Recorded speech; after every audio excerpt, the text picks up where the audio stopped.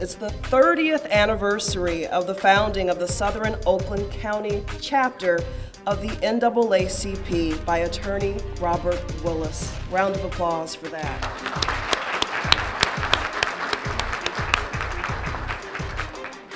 We have an exciting evening planned for you. We have some fine entertainment, and we're going to pay tribute to some special people and hear about some great students and hear from President Gwen Thomas. And our keynote speaker is the one and only attorney, Jeffrey Feiger. And at this time, we would like to bring to the podium Miss Brenda Lawrence, the mayor of the city of Southfield, who will bring greetings.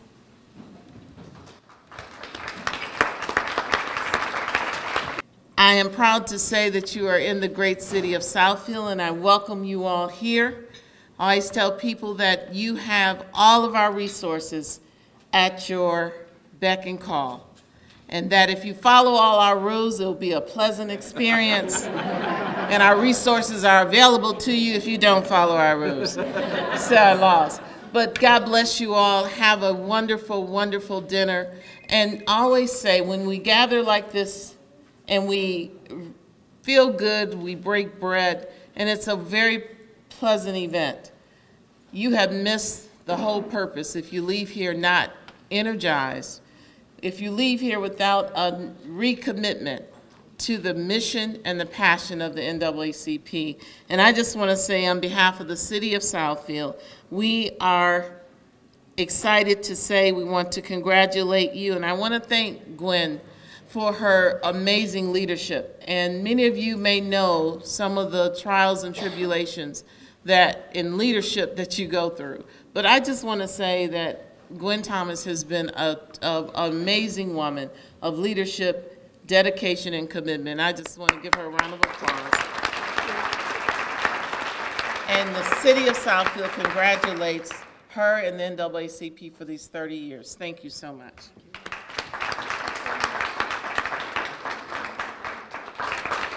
Good evening, ladies and gentlemen. Before we get too far along in our program, I have some business to take care of with you tonight. I just want to remind you of an important date that's upon us very soon. I want to remember to vote on Election Day. That's Tuesday, November the 6th. Please be reminded that the polls are open from 7 a.m. to 8 p.m. As a nonpartisan organization, we do not tell you who to vote, but simply to vote. If Michigan were to clean up its energy supply by increasing reliance on clean, renewable energy like wind power, for example, and decrease its reliance on coal, Michiganders could avoid more than $1 billion in health damages. Michigan's most vulnerable communities are low-income communities and communities of color, which currently have the worst health disparities. They would receive 83% of public health benefits of cleaner energy. Please support Proposition 3 on the November ballot. At this time, we would like to bring one of the finest judges in the state of Michigan who brings integrity and intellect to the Oakland Circuit Court. She's also a former U.S. attorney. She is the Honorable Judge Denise Langford Morris, who will talk about the rich history of the Southern Oakland County NAACP and Robert Willis.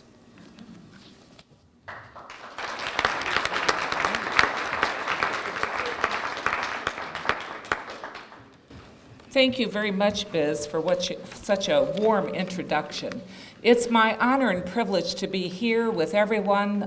Congratulations to all of the awardees, the EXO young people. We encourage you to continue to do what you're doing. And I echo the esteemed President, Gwen Thomas, my friend, as she encourages everyone to vote.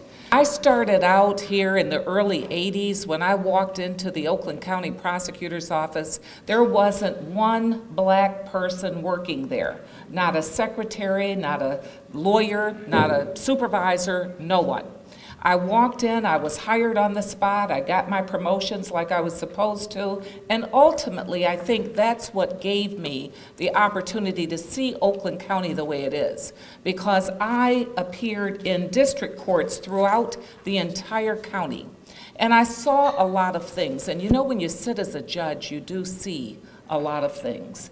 And when I go places in the community, along with my colleagues, people tell us things. You know, people, citizens, come up to you and they say, my son is having these problems. In fact, today, someone was sharing with me a problem they were having with the friend of the court. And so we work with people to try to help them to get relief. But there came a time in the history of Oakland County where we needed an organization to step up. We needed an organization to show its face in Oakland County and be strong in unity. And you know the history of the NAACP is one that its founders were people of different colors that worked together. Many of our brother Jewish people, along with African Americans and many others, fought for the civil rights strengths and the accomplishments that we achieved over many, many past years. But as Biz was just saying, there's still more work to be done. And working together in unity, all NAACP chapters, all people that live in Oakland County, all people that live in this great state, we can bring this state back. We can do things that need to be done. And I want to talk to you just briefly about some of the problems that showed their ugly faces back in the early 80s when I first came here and when this chapter first began. The NAACP saw the problems that occurred with one driving while black. Now, we know that there are not people, there's no one that is perfect, none of us. And we know, it's like I tell my jurors, just like there are good police officers, and then there are some that are not so good. There are good janitors, and then there are some that are not so good. There are good judges, and then there are those like Judge Leo Bowman, Judge Michael Warren, and myself, and we're great. And so but there are people, you know, when I tell my juries, I say, you know, you don't know what you're going to see. And, well, Judge, you didn't look like a murderer. And I say, you want to know what a murderer looks like? Go look in the mirror. You don't know what button has to be pushed that might push you to that level. And so I talk about this. The driving while black was an urgent issue in our communities, and especially here in Southfield. There were problems where people were sitting and targeting people. And we didn't think that that could stand.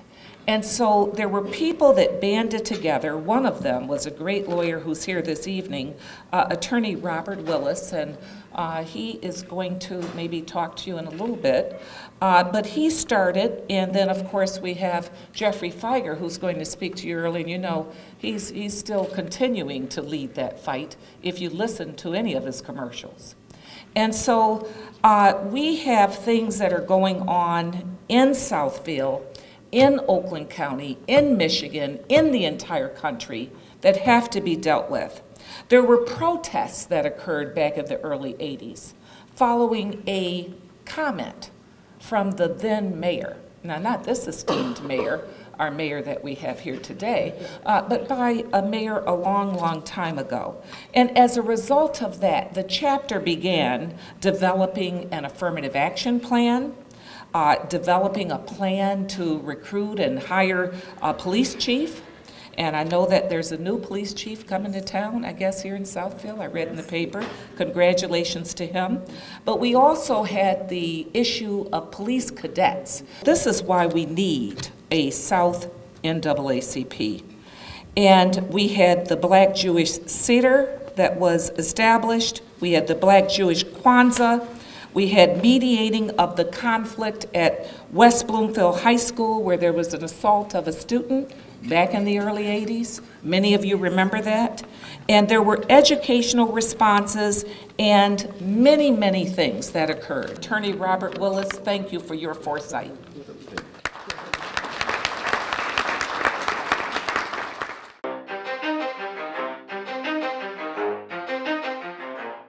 In the early 80s, there were a large number of people of color migrating from the city of Detroit to this area for the purpose of finding better housing. The problem is, when we found the better housing, we found a city that was not receptive to us. We found police that were hostile to us. We found a school system that was not sure what we should do. And we found a city government that was basically insensitive. A group of concerned citizens decided it was time to do something about it. We sat down. In fact, we started the branch in Royal Township. We sat down and said, let's do everything we can. The city of Southfield and the then mayor made a comment in a book that was published nationally. He made the comment that if the city of Southfield becomes too black, the streets would become filthy and the schools would become second class. At that point, NAACP went to the city building and we protested. We brought in media and we told the mayor that you cannot disrespect your citizens in this way. Robert Willis, would you please join me? And ladies and gentlemen, please stand as we honor Mr. Robert Willis and a Lifetime Civil Rights Achievement Awards.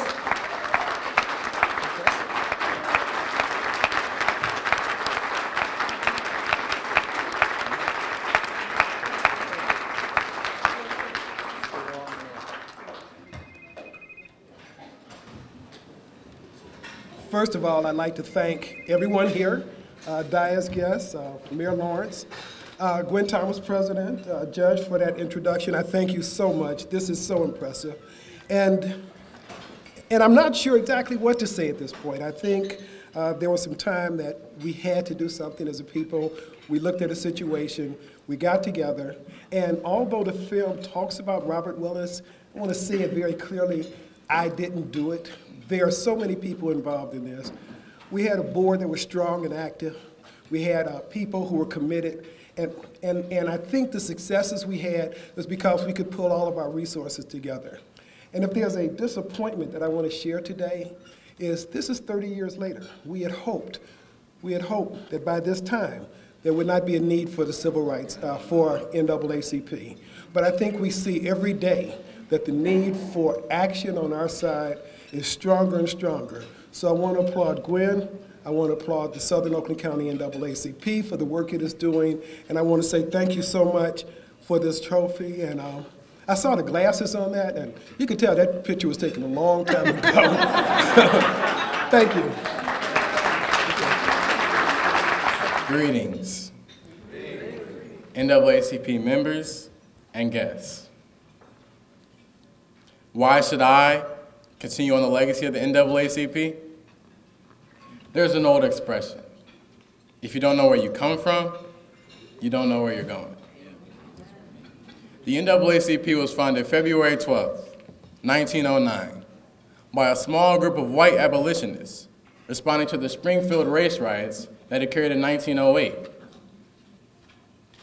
As a black male living in a majority white neighborhood, I did not grow up around people that looked like me or celebrated the accomplishments of my ancestors.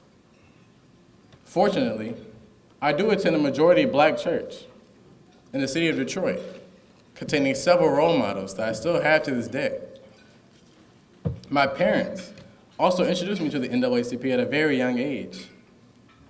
However, from 1st grade to 11th grade, the grade I'm currently in, I've been attending schools in which the civil rights movement and the accomplishments of blacks are not as reinforced as they should be.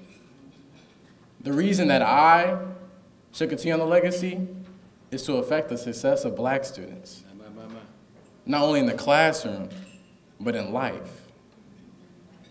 NAACP member W.E.B. Du Bois once said, "A little less complaint and whining, and a little more dogged work and manly striving will do us more credit than 1,000 civil rights bills. As I have matured over the years, I realized some things. If I really want to get something accomplished, I have to go get it. And that's what I'm counting on to be successful in school. At my school, Andover High School in Bloomfield Hills, I have witnessed situations in which a student had to go to the alternative high school because they got in a fight, failed almost all of their exams, or missed too many classes. And when they did come to class, they were high. In today's world, with the achievement gap of blacks in schools and the inequality of education, we cannot afford to not continue on the legacy of the NAACP. Black men and black women are discriminated against in almost every facet of life. The second we walk in a room, we are judged because of the color of our skin. We cannot afford to not continue on the legacy, especially after the hardships and suffering our ancestors have faced for us. However, I have witnessed the effect of someone continuing on the legacy in my life. My mother and my father have supported me in all possible ways to help me succeed. Almost every day before school, my mother tells me, "You are just as capable as anyone in your school. You must work hard.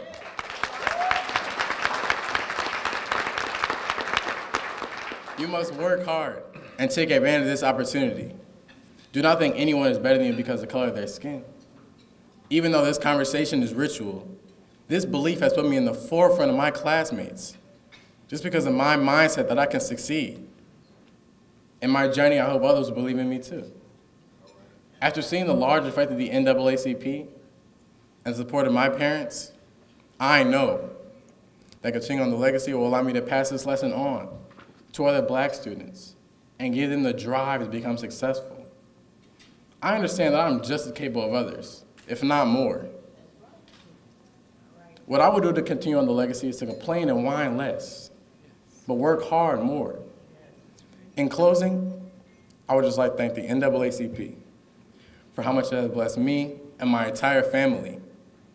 I hope that continuing on the legacy will allow me to help other black students. And in the words of Gandhi, we must be the change that we wish to see in the world. Thank you.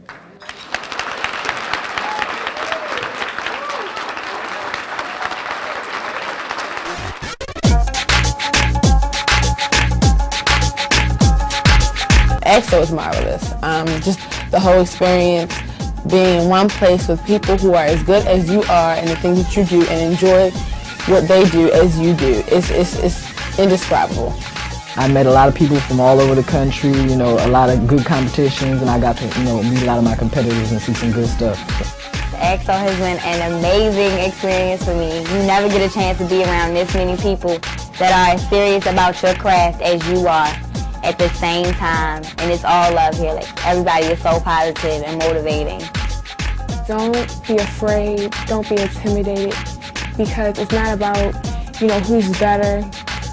You know, it's about inspiration, encouraging, you learning new things, and you're going to take all this new information and all the friends you meet, and hopefully it's going to carry on till, you know, 20 years from now.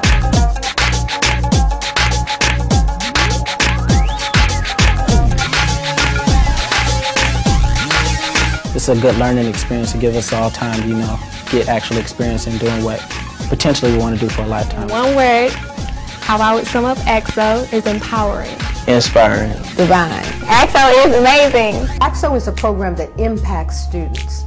My belief is that until we can say that the playing field is equal, and until our children have the equitable opportunities that all children have in this nation, then EXO is for the children of color who need it.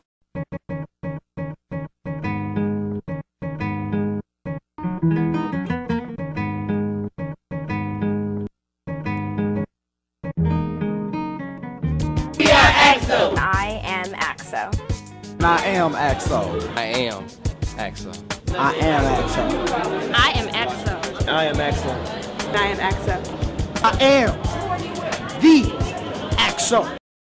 Ladies and gentlemen, AXO stands for Academic, Technology, Scientific Olympics.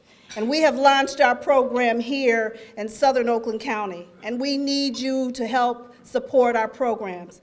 Programs like this allows young people the opportunity to share their craft, to develop their skills. And so this afternoon, this evening, if you feel in your heart to give us a donation so we can continue our program, we have representatives right outside, or at some point you'd like to mail us a check, we'll be right there waiting. But it's important, the work that we do, I mentioned earlier, we don't receive any grants or anything. We just raise the money from donations and from memberships. And so tonight, if you have not received your NAACP application, just know that 1/3 of that goes to funding our program. If you are already a member of the NAACP and you'd like to take your membership or a portion of your ticket and donate it to a young person, I encourage you to do so. At this time, I'd like to have our young people who are members of AXO. Let's give it up for Mr. Julian Reeves. Julian, will you join me? Julian is a junior at Andover High School. And I'd like to ask Tori, I think Tori is here. Tori, if you will join me. And Stefan, Dorsey. Stefan is a freshman at the University of Michigan. Julian is a junior at Andover. And I got one more student. Who is my other student? Julian, come here. Tori. Tori is a student at West Bloomfield High School. And we'd like to present them a few awards.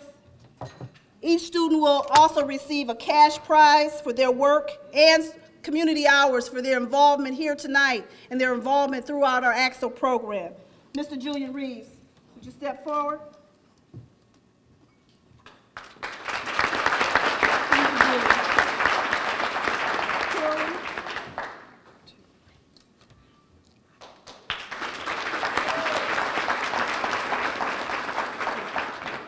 Stefan?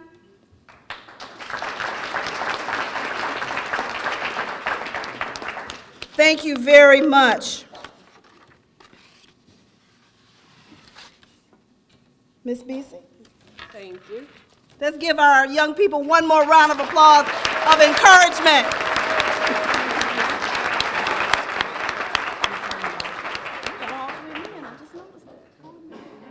It's good. It's very good. Well, our keynote speaker needs very little introduction. I'm just going to say, it's Feiger time.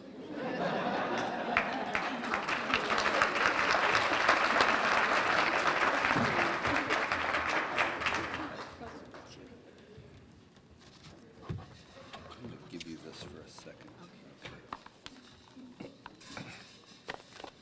Thank you all so much for inviting me to share in your celebration tonight. Judge Langford Morris, Brenda, Robert, Gwen. I'm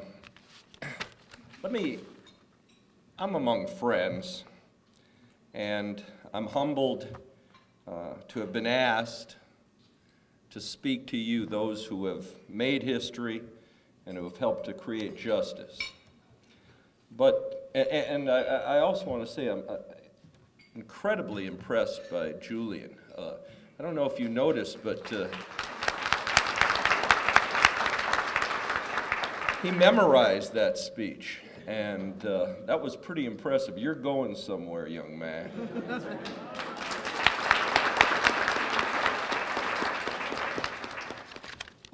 I've prepared some remarks, but I want to talk to you. You know, I thought a lot about some of the things that I heard people speak about, and of course I want to tell you how important it is that you elect the 3 Supreme Court judges who are on the ballot: Sheila Johnson, Bridget McCormick, and Connie Kelly. Let me tell you why. We have had the worst Supreme Court justices in the history of the United States. Mr. Robert Young makes Clarence Thomas look like a liberal. They have taken this state so far back that it's unrecognizable from the state that I became a lawyer in 33 years ago. And we need to elect those 3 new judges, and you need them more than you think you do. We also need to elect the first African-American judge in the history of Oakland County, Denise Langford Morris. We need to re-elect Leo Bowman. We need to re-elect Michael Warren. We need to re-elect Phyllis McMillan and Wendy Potts. And that means that you work and you go out and vote. You see, I've even been here longer than Denise. And, you know, I don't forget. I'm sorry, but I can't. I have a hard time turning the other cheek. And while I really like him, and I can sit down and have a drink with him, and I hope he recovers from his most recent accident and then retires, I don't forget. I don't forget the fact that Brooks Patterson made his name as the vicious, anti-bussin' Irene McCabe's lawyer. He was right up there with the axe handle. Now you see, that bothers me because it'd be just like Lester Maddox still being there instead of 6 feet down in the grave. But we're here, and that's why I think it's important for us to understand that even though we think of Michigan as a liberal and progressive place, we have become regressive. We are, and we've been, in my lifetime, the most segregated area in the whole United States. And so what has been done to the great city of Detroit is a state shame and a national shame, and the abandonment of it. We can't forget that. So when I hear people like Julian saying you can't give up the fight and you got to keep on working, he's exactly right. He's exactly right. The scriptures say, to everything there is a season. There's also a place and a time to pause from our labor and celebrate our accomplishments. And the accomplishments that you celebrate tonight of the South Oakland NAACP. They're real and they're significant. There are heroes among us in the room and future heroes in the room. And I think we're all here answering the call to justice. And that deserves recognition. But these are challenging times. And though I thought about speaking you tonight in gentle and poetic ways about the challenges we face, well, I am who I am.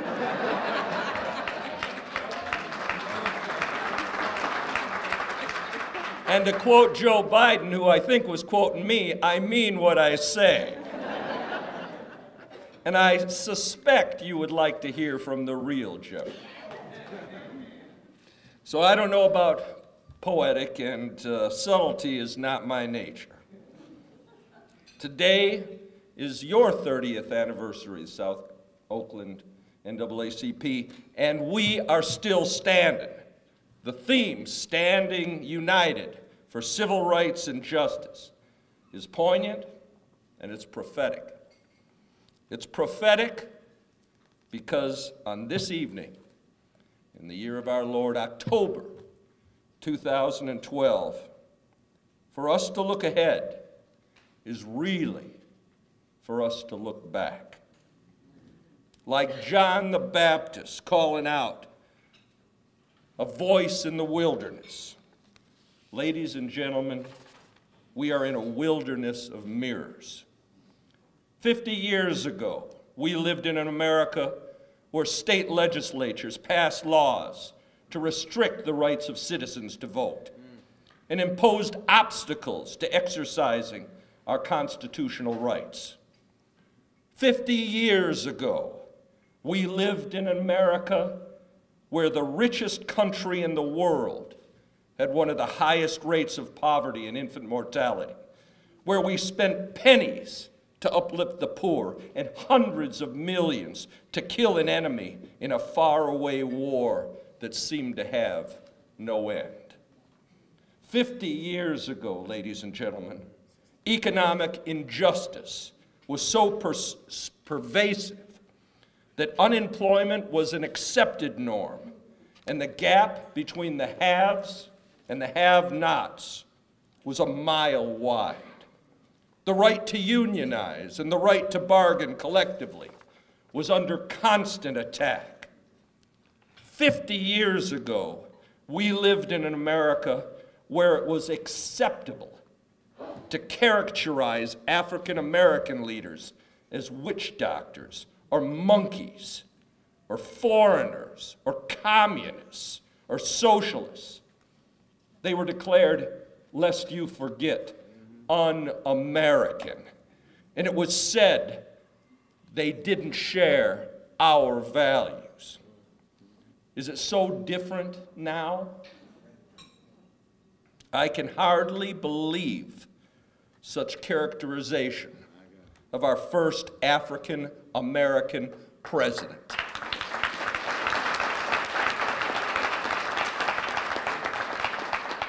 Complacency is the enemy of liberty.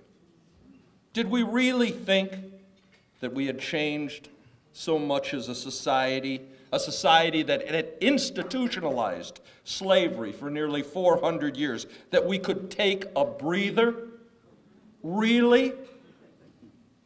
Electing President Obama represented change, all right, but not the end of the need for social change. Now, I know many of you have continued the struggle for justice for years, but I can't help but feel that we have all lost some of the urgency we felt in the 60s and 70s, and that's why I felt Julian was so right on. Whether through complacency or not, we're facing the most serious attack on civil rights and justice in 50 years. And unfortunately, terribly even, it was the election of the first African American president, Barack Obama, that was the signal event. It was not, as many hoped, the beginning of a post-racial America. Rather, the election of President Obama seems to have been the event that, quite frankly, has driven many white people out of their minds.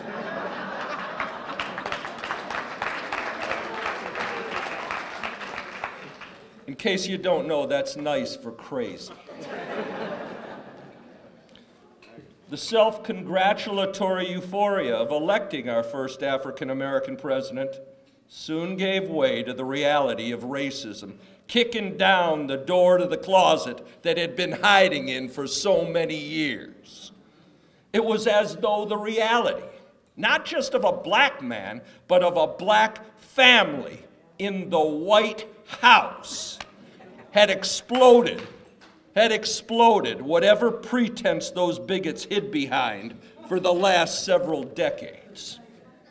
If there was social progress in the past, it was only that it made outward manifestations of racism and hatred somewhat unfashionable. But the hatred never left. It just reverted to code words and back into that closet. And we all hear the code words today. They ring in my ears. He's not an American. He's a foreigner. He's a Muslim. He doesn't share our values. He's a socialist. He's a communist. The very same. Lest you be ignorant of history, you are bound to repeat it. The same accusations that they slung at Dr. King and other leaders of the civil rights movement. encouraged now by old white billionaires, and equipped with their own media outlet at Fox News, many Americans have lost all pretense of legitimate dissent, and they've become birthers and teabaggers, or senators from South Carolina. There's a difference between disagreement and debate over policies and personal attacks couched in the thinly veiled language of racism intended to undermine the man. I don't support the continuing war in Afghanistan or the erosion of our constitutional rights under the guise of anti-terror legislation. And I so disagree with President Obama on some things. But when I see and hear the kind of disrespect and outright racist attacks on President Obama, I understand that there is much more going on here than policy disagreements. The election of President Obama has done this much. The inherent bigotry of American society has been outed, and it's there for all the world to see. Let's be honest. The language used to attack the president, as I've said and you've heard me say it as many times as I possibly can, and I've spent my own money to say it, is racial. And the tactics being used to steal the next election are straight out of the Jim Crow playbook.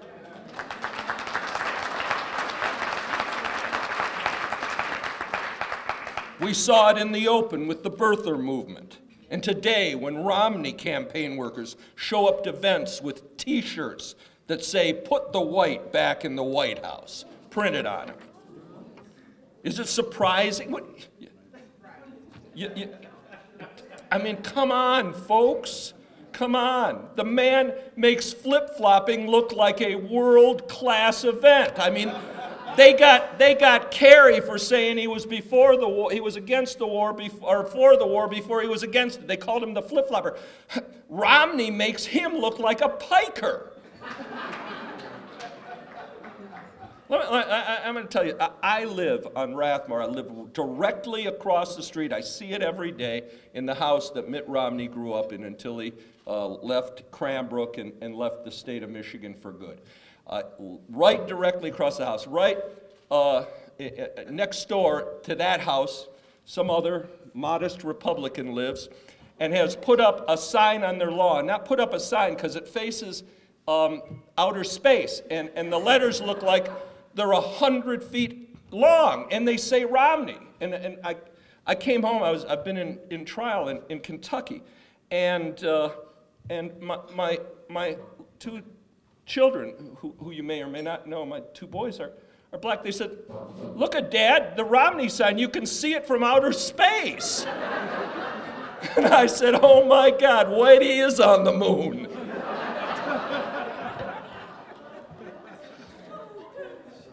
Is it surprising, folks, that the so-called loyal opposition have reverted to the same tactics against President Obama that were used against the civil rights movement historically, namely voter suppression? We shouldn't be surprised nor fooled by the racism that the election of President Obama has exposed. Nor, I think, should we be diverted by their hatred or their preoccupied defending of the obvious rightness of our position. The Tea Party and the birther movements are racist movements, period. You're not going to convince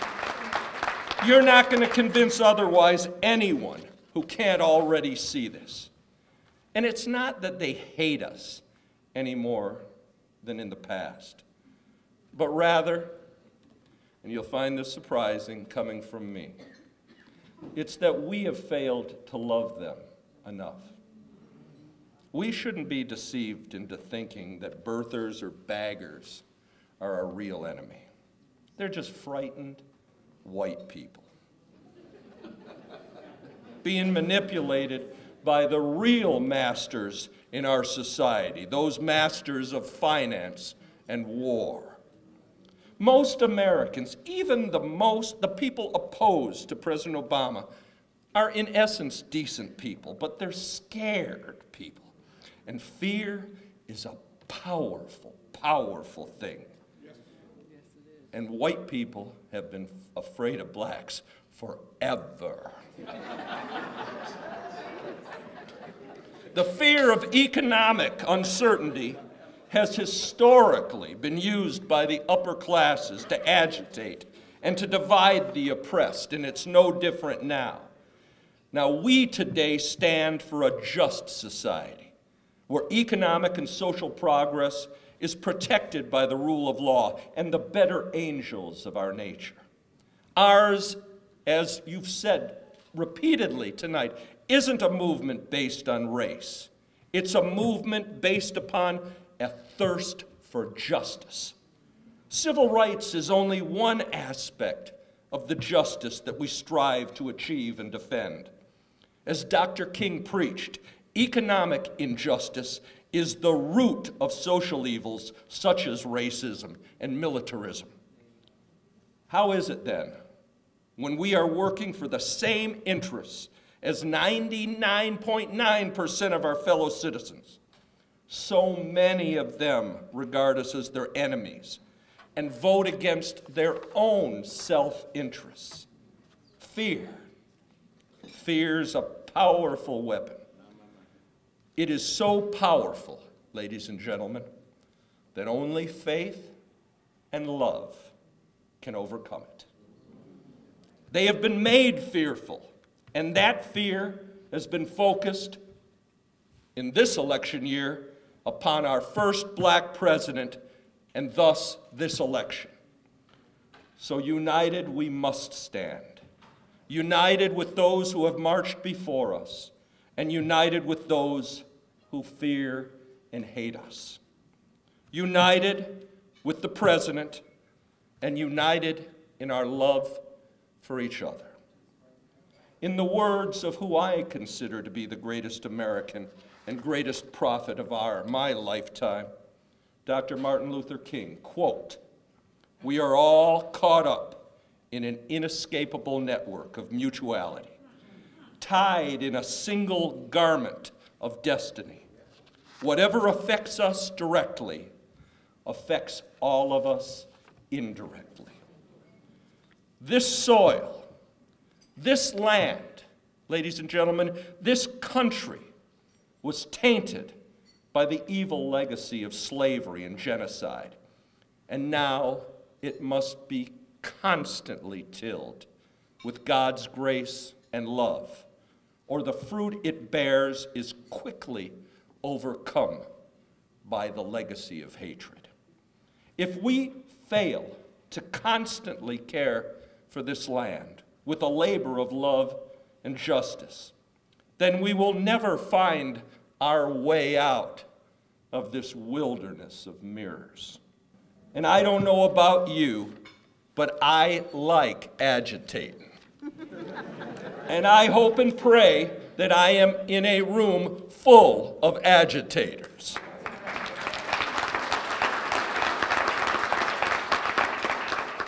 I believe that the re-election of President Obama has become much more important than a political event. To this end, I believe we must personally and quite literally walk the streets and assure that every citizen will be able to vote free from any intimidation. And beware, that intimidation is out there and waiting. That Tea Party and those baggers and those organizations of hatred and fear plan to be present at the voting booths to intimidate.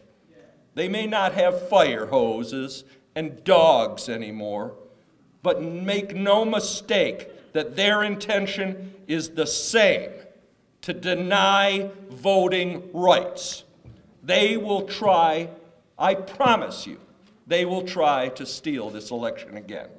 They made it that way. They made it that way when they made it clear that they'll reverse many of the gains we labored for: voting rights, labor rights, economic justice. They made it that way when the conservative justices of the U.S. Supreme Court have chose to solicit cases that overturn today affirmative action, women's rights, labor rights, and voting rights.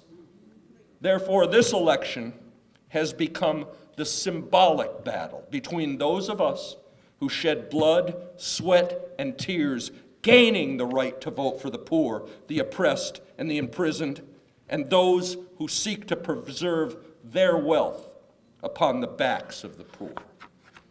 If by now, ladies and gentlemen, we have not shaken our shackles of complacency, then the resurgent wave of hatred and division will take us back decades from our quest for a just society. All we're asking is a just society. Not one of us seeks an advantage of one race over another, one class over another, one religion over another. So as we leave here tonight, let's look each other in the eye. Let us confirm our unity with each other, brothers and sisters united. Let us dedicate ourselves once again to justice. And let us all conspire to do a little agitating. Let us rededicate ourselves again to faith and unity, to love and to action. And if you by chance see an injustice, give me a sign and I'll walk the line with you. Anytime, anywhere, any place. The future is rarely a tide rushing in. It's often a slow march, inch by inch, day after long day. Ladies and gentlemen, together, inch by inch, day after long day, we can get to the promised land together. Free at last, free at last. Thank you very much.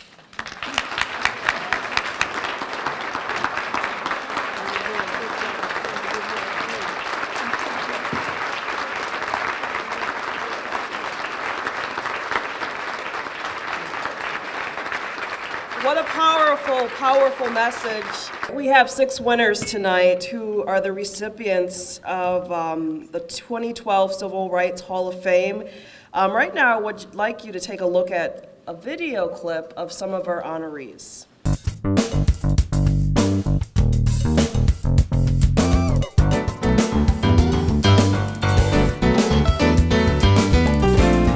We always feel so full and so blessed. Everyone is so appreciative of the services.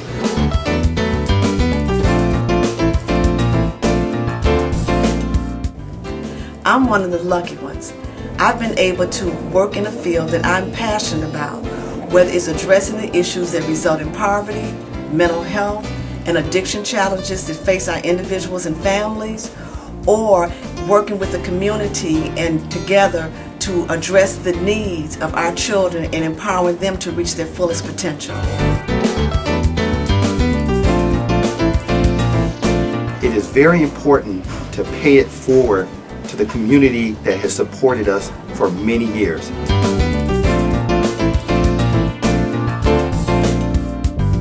I'm very passionate about Roanoke Township, and I believe that every one of my neighbors should know everything that I know and receive all the services that is out there for them. I certainly would be remiss if I didn't acknowledge a few people here tonight. Of course, our volunteers and our committee, those people who are here, would you please stand up? Comcast Cable, Oakland University, where's my OU folks? OU comes whenever I call, and that's important to me. Also, Comerica Bank, where are my folks at Comerica? Hey, Comerica. We love you.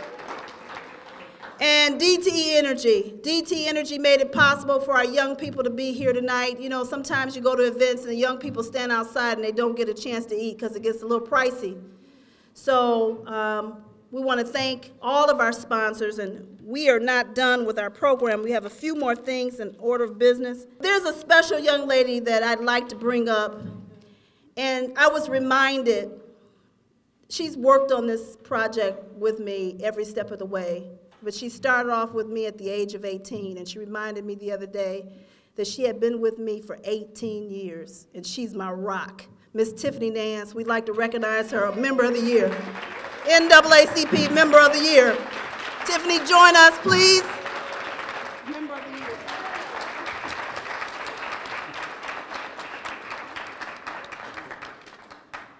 Gwen, we just want you to know that we truly appreciate you. We love you as a great leader of the SOC NAACP. We present you with the Certificate of Appreciation, the Certificates of Award to Gwendolyn Denise Thomas, President in 2010 to, I'm just going to say on and on. No, okay. no. But we thank you. We also would like to commend you with a gift. Oh, wow. We hope you appreciate that. Thank you, thank you, thank you. Let me just say this. I'm passionate about what I do, and so I've done it tirelessly, and I want to thank the many folks who have helped us with the journey. This is the end of my tenure with the NAACP. I will probably be moving on to ACLU, American Civil Liberties Union. I've been asked to join the Oakland County Board. So my friends at the OU, and I'll be calling you guys for some checks, just so you'll know. But I think we have Helene that wants to come forward, or Marcia. Okay, thank you. But I want to thank you for being here, and we have a few more things. Yes.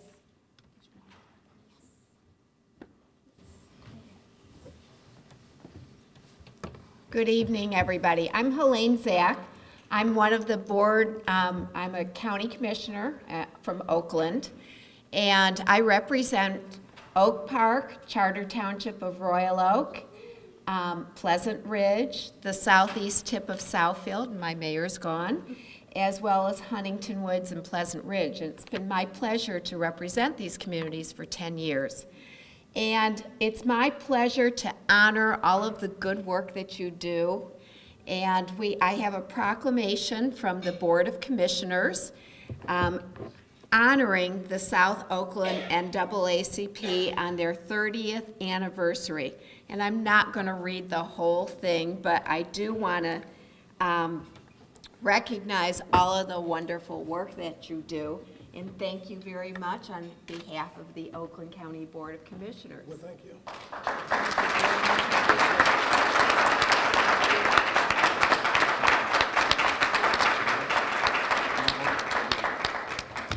Put your hand on the award. Yeah, there you go. Okay. It's nice. Hold it. Beautiful. One time. Hold it. Thank you very much. Okay, at this time we have a tribute of song by Miss Katrina Storm.